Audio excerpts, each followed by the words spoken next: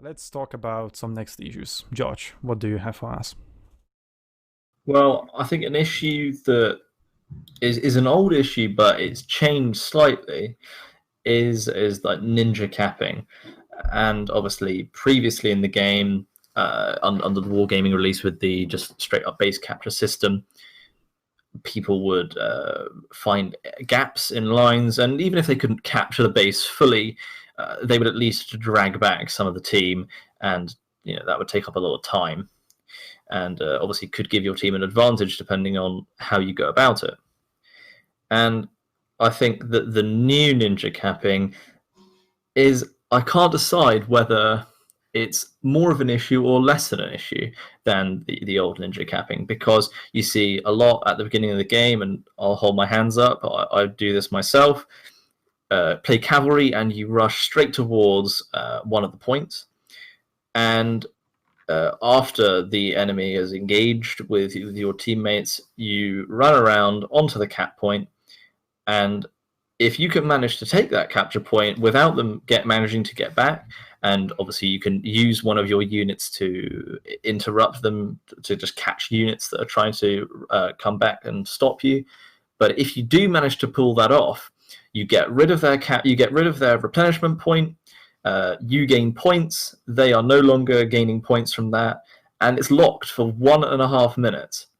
And that means that even if your entire team on that side collapses, they can't capture the next point because it's locked out, and they have to wait 1.5 minutes before they can even start capturing the place that you have captured. And so it certainly adds a different style of gameplay.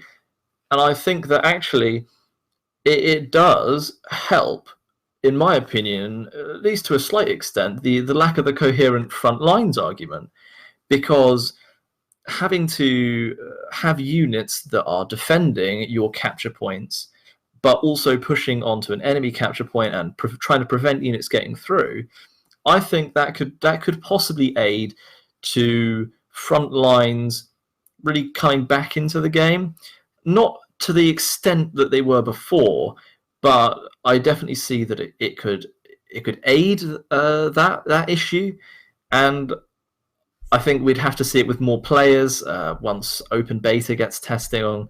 Um, Once that comes out and once there's a lot more people playing the game, I think that we'll be able to get a better look at how that works. But certainly, I think it will influence how people play the game. Mm-hmm. So you mentioned that it could aid bring back the coherency of front lines and armies altogether. But the way you describe it, some units pushing, some units staying back to defend. Oh, that kind of sounds like there's a big gap in between of those units, and then cavalry trying to go around and cap it. Maybe they won't cap, but that will open an opening for them. Since there's 1, 2, 3 units on top of a capture point defending it, so that's cavalry cannot sneak capture it in seconds. That is 1 to 3 units less, protecting the archers in the front line, maybe, right? So yeah, I see what you were going for, and I do agree, like in a I think it theoretical greatly sense, but depends on the map. it depends on your definition of coherency.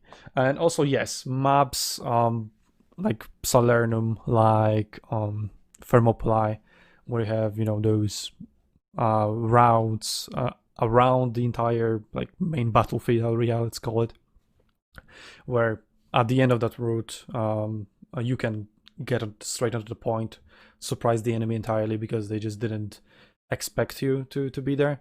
But yeah, I think we can see the change in meta where people will just leave one spear unit, for example, behind and just plant it on top of a point, just like they were doing with bases in Wargaming version. I was like, I've been ninja capped by cavalry so many times. Not anymore. I'm taking spears and I'm putting my unit onto a point and screw any cavalry player that tries to do it. And it would screw that cavalry player over, yes, definitely. And then maybe that in turn makes the cavalry player kind of useless, but then cavalry can just be anywhere in half a minute. So there's also that, but at least it's not capturing a point. So yeah, that's like a lot of back and forth. It's not only about the unit balance, but also how people use the units within the game. Meta changes not only based on the unit statistics and stuff like that, but also on player behavior and experiences as we go further and further into the game, as people gain more experience.